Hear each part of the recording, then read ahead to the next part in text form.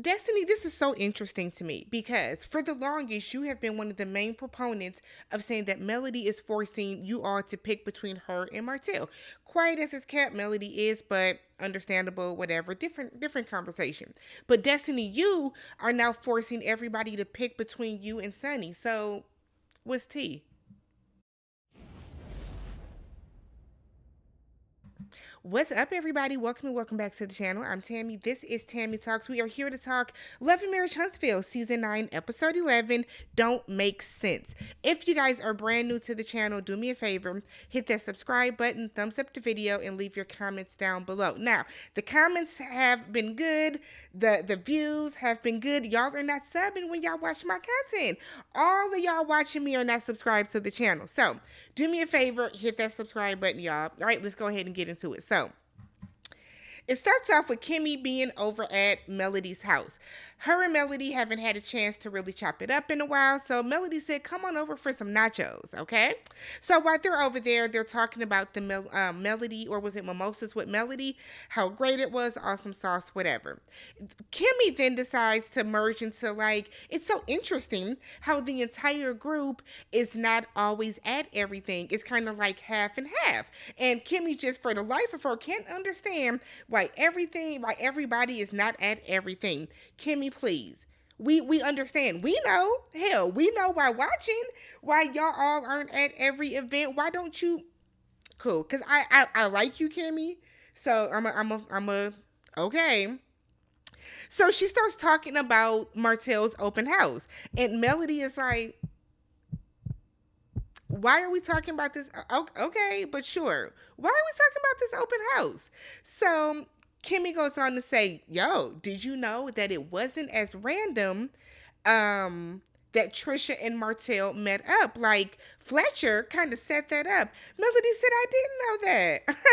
I did not. So she's like, I was just with Nell, picking out her vow renewal dress. She didn't mention that conversation to me. That's so interesting.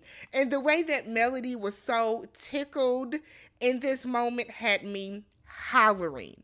Okay, I was cracking up because Melody's face the entire time was on some, okay, thank you for telling me. I thought it was hilarious.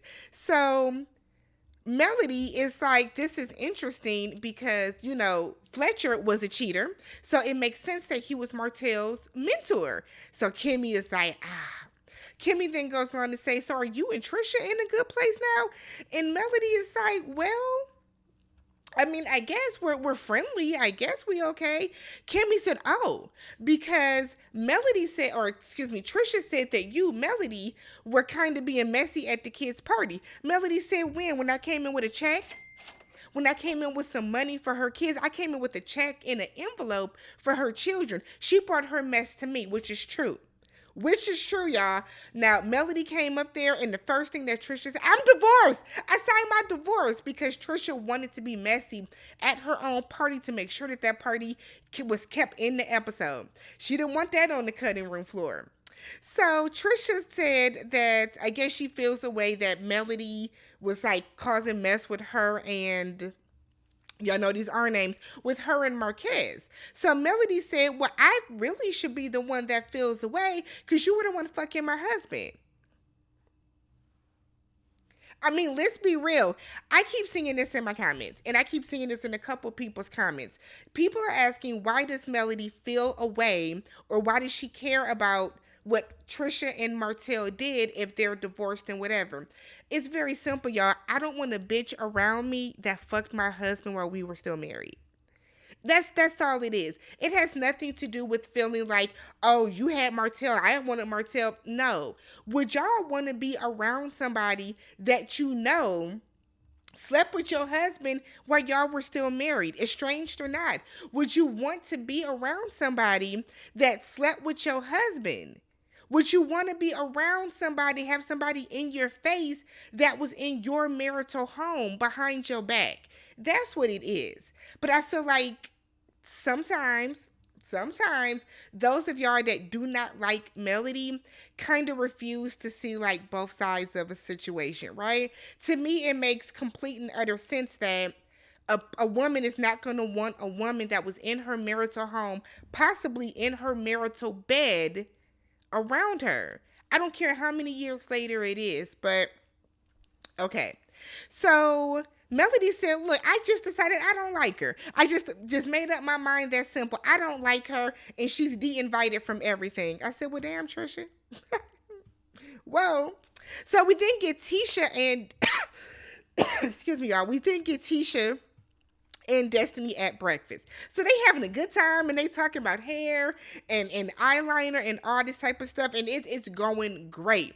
So Tisha get her big ass cinnamon roll that comes out, and she's like, "Okay, this is good." They making jokes. That's why your booty big, cause you know it's a vibe.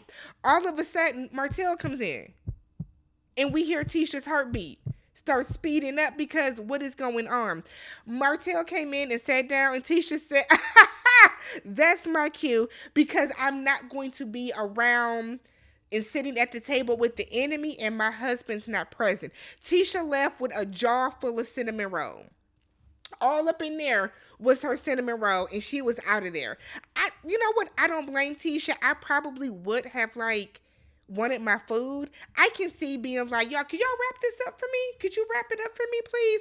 But the real issue is Destiny didn't. So when Tisha leaves, Destiny didn't walk out after her. Destiny didn't call her, text her, nothing. And I think that's fucked up because Destiny, you told Martell you were going to lunch with Tisha. Why? Why? What is the point? Now, if somebody were to do that to you and they have Sonny walk in, you be damn near in tears talking about ain't nobody fucking with you and ain't nobody got your back. Destiny is weird, y'all. She is weird to me. Why would you have Martell show up like that? Whatever. Then she commends Martell for showing up to apologize. Girl, what? I guess. Isn't Destiny the same one that was talking about like girl code and all that type of stuff? Whatever, girl. Tisha drives her ass straight to Marsau, and it's like I'm at brunch with Destiny, and Martell walks in, and I just got up and left because I don't want to be around somebody that has disrespected me, and my husband's not there. And Marsau was like, "I'm glad you did that. That's very responsible of you." Tisha now feels that she does not need Martell to be in her life. That is so interesting to me because whenever Melody was trying to get out of a scene and get out of a space that Martell was in, y'all were acting like Melody was overreacting. It's so interesting how people don't see things and don't understand why things are happening until it happens to them. But okay, so Marsau was like, "I'm glad that you did what you did because I don't want you sitting there arguing with Martell. I don't want you sitting there arguing with a man because Martell is not a man that knows how to control himself. We know that. So why get into another verbal spat so that he can tell some more bullshit?" What Marsau was really saying is, "I need to be around you when you're with Martell in case Martell starts talking about all the women that we done fucked together before." That's what it was giving. But okay, so cool. We then see a scene with Destiny and her father. They're out fishing. I know that her father was sick, I believe, for a while. So it's a cute little scene. Nothing really major about it. He's telling her how he loves her, how proud of her he is, how she's doing a really good job taking care of him, all that type of stuff. So we see Destiny at her storage locker, and she's in there with Lance, Nail's son, talking about she wants to put drywall up with some shelves and some lights. No, is this like, what is this going to be, Destiny? Is this a storefront, or if it's just a storage unit? Can you do that? Can you put drywall up in a storage unit? I don't know. We did, like, I do know that it's kind of like a new trend where people are getting these storage units, they're buying them, and then they are able to decorate it and make it into like offices and creative spaces. But that's what she wants to do. I said, "Okay, girl, go for it." So Kimmy and Tisha arrive, and Destiny is giving Kimmy some more body scents. Don't give them to her, sell them to her. Sell them. You know why, Destiny? Because this is like your third business venture that we have seen on the show. You need to be making some shmoney from this. Don't keep giving. Kimmy got the money. Kimmy can pay you the $19.99 that the cents cost. Oh my God. Hopefully she was picking up an order. So Kimmy is telling Destiny that, you know, they see the vision and all this other type of stuff, girl, whatever. So Tisha's in her confessional saying that she is not going to confront Destiny about the brunch. She's over it. Are you? Because if it was Stormy, you would have been talking about it for the next 5 to 6 episodes. But I guess it depends on the person.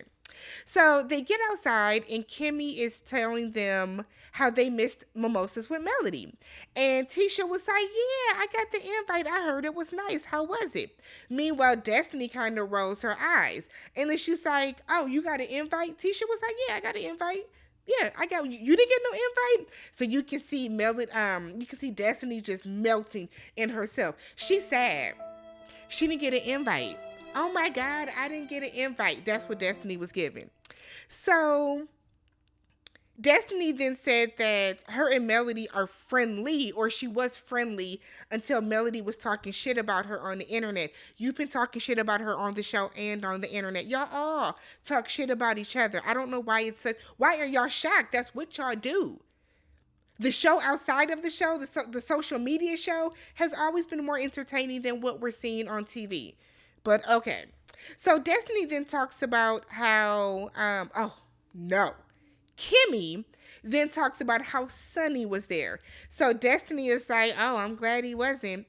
Or I'm glad I wasn't. So Kimmy is like, yeah. So it's interesting because we asked where Moses was, and Moses got locked up. He's back in jail. Destiny starts smirking and all but laughing. And then she was like, I hate that for him. I don't want to be around him, but I don't mean in this way. Girl, you don't have to be around him. That's the thing. You don't have to be around him.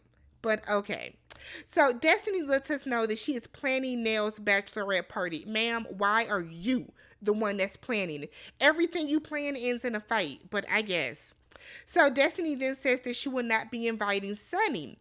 And Tisha and Kimmy were like, if you're just the host, you're supposed to invite who Nell wants there. You don't get to dictate who comes. That's for Nell to do. And Destiny was like, she don't know that lady. She ain't coming. You can't do that. If you agree to host a party for somebody or throw somebody a party, you are supposed to invite who that person wants there, no matter how you feel about that other person. So Destiny, I suggest you get on the phone and call Sun Cinnabon, because you're going to have to invite her.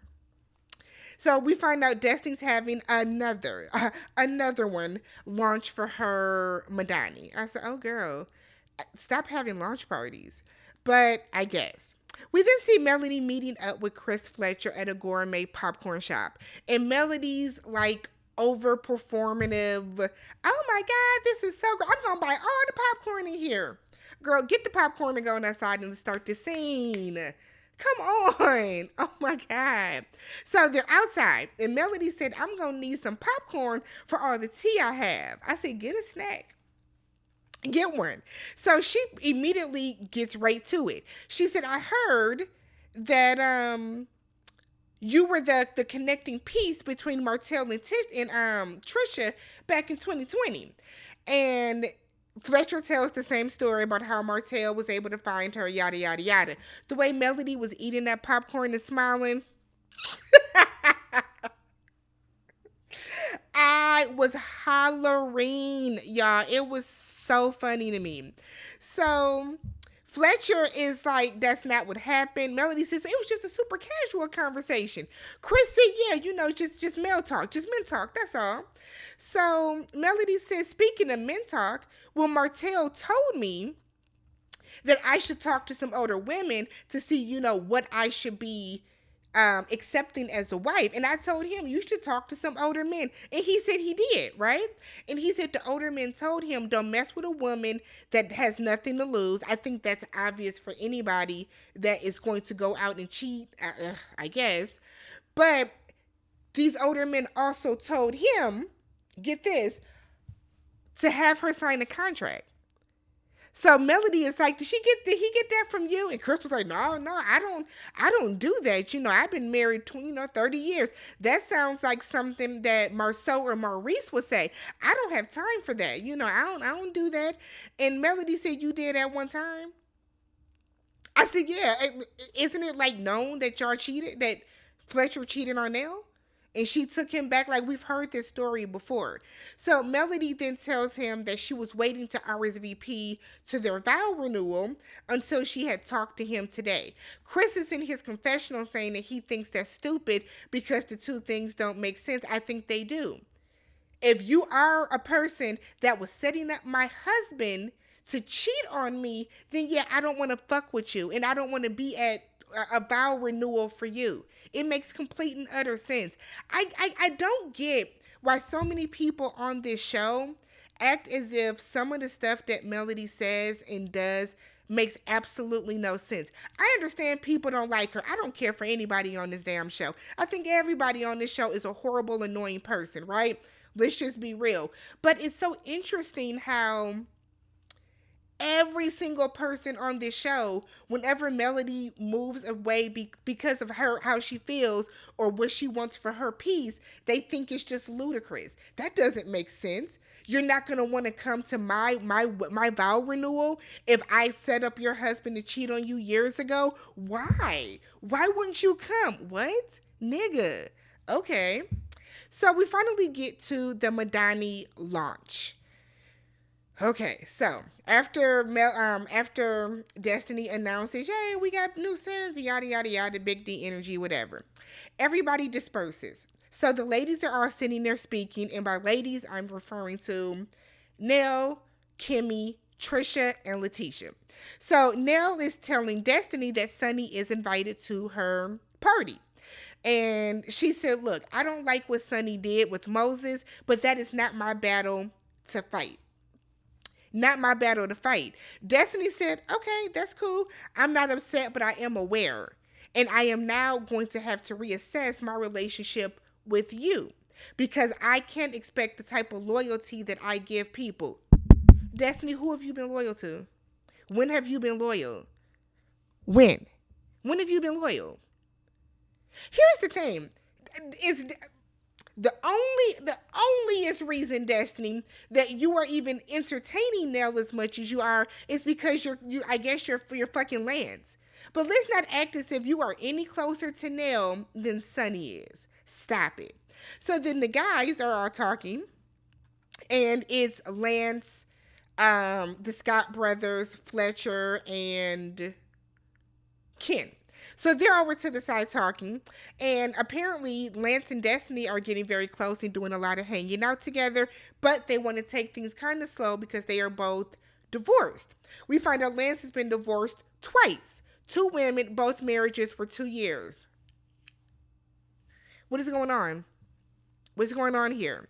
So next thing you know, Ken brings up, well, everybody dates before their marriage is official, right? If it's not a big deal, like, why is it a big deal that me and Trisha are doing it? Y'all want me to be mad about Martell, and I'm not, because if she do something wrong to me, I know when to leave, and if she do this and that and it's wrong to me, and then I'm only gonna care about the kids. Nigga, shut the fuck up. You sound stupid as fuck, Ken. You sound stupid as fuck. For you to be begging this woman and all but crying because she won't marry you, for you to feel that she cannot hurt you, is absolutely asinine to say. What the fuck, nigga? What? That makes absolutely no sense. Literally no sense. And I was glad that they called him out about that. You sound stupid. How can you feel that this woman that you want to marry can never hurt you, and if she were to hurt you, it's okay because you know when to walk away? Shut the fuck up, Ken. I don't want to hear nothing else this simple ass nigga got to say. That made absolutely no sense. Literally no sense. Oh my God. Dumbass.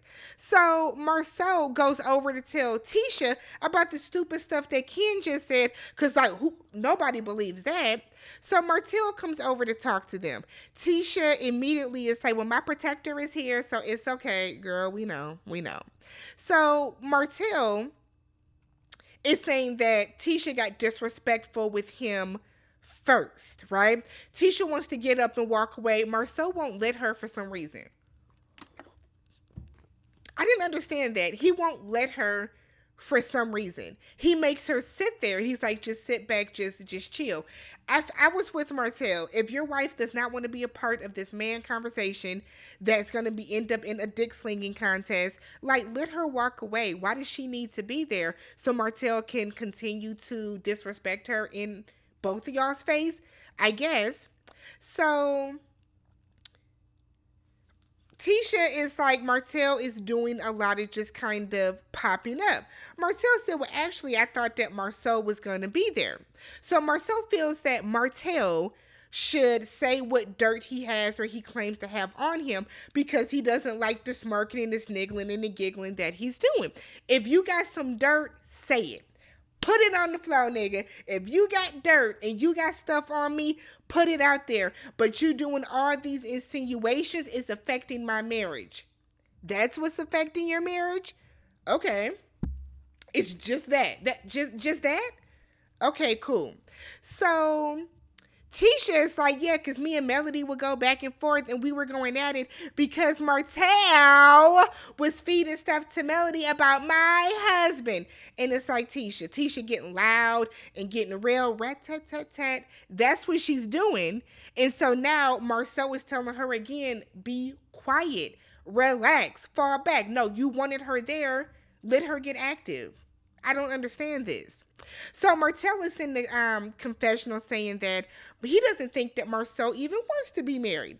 He feels that Marsau wants all this stuff to come out so that Tisha finds out about all of this so that Tisha makes the decision to leave the marriage. Tisha is never going to leave this marriage as long as they are on TV. She's never going to give people that watch the show the satisfaction. She's never going to do it. So Martell then says that I don't think you care about your marriage. Marsau said, if you think that you can damage my marriage with something, then say it. I'm begging you. I beg of you. Now, this is the same thing that Marsau told Kiki that one episode where it was all about Tisha's family. Y'all remember that? And then when Kiki started talking, Marsau got real loud and talked over her. Marsau does that. Marsau would do that whole, if you're going to say something, say it. I beg you, say it, say it, say it. And then the moment the other person starts talking, he gets loud and he talks over them. That's how it always happens, right?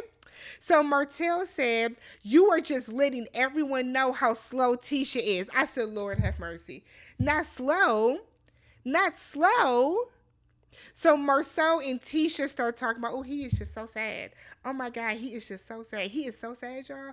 Yeah, he said, it's okay. And I'm like, y'all aren't making this any better, right? So Tisha then said that Martell wishes he had a wife like her. Why did she say that? Why you say that?